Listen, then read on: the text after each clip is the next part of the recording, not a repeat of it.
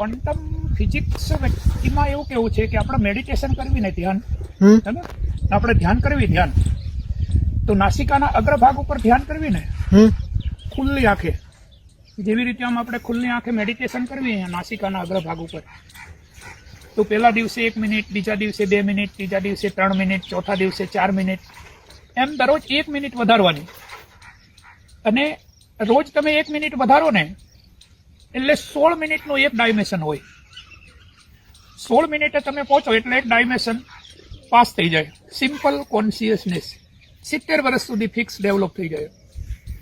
પછી પાછું તમે જો 16 મિનિટ બીજું ડાયમેન્શન વધારો તો સેલ્ફ કોન્શિયસનેસ સદાય માટે ડેવલપ થઈ જાય.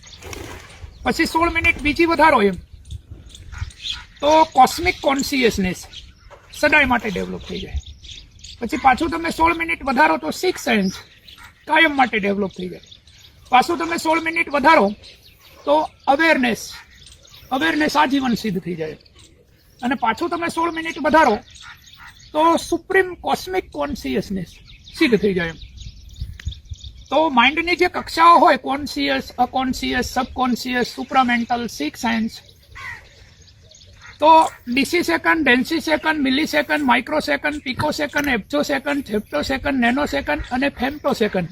ફેમ્ટો સેકન્ડમાં તમે પહોંચો ને એટલે એને કહેવાય quantum speed reading. Quantum speed રીડિંગનો મતલબ થાય તમે પ્રકાશ કરતા 4 ગણી વધારે સ્પીડ હોય પ્લાઝમા પદાર્થની ચોથી અવસ્થા. તો ક્વોન્ટમ સ્પીડ રીડિંગ છે એ મેં એટલા માટે ડેવલપ કરી છે કે મેં ટાઈમ ટ્રાવેલિંગ કરી શકું. ટાઈમ ટ્રાવેલિંગનો મતલબ થાય ટાઈમના ડાયમેન્શનથી ઉપર જતા રહે.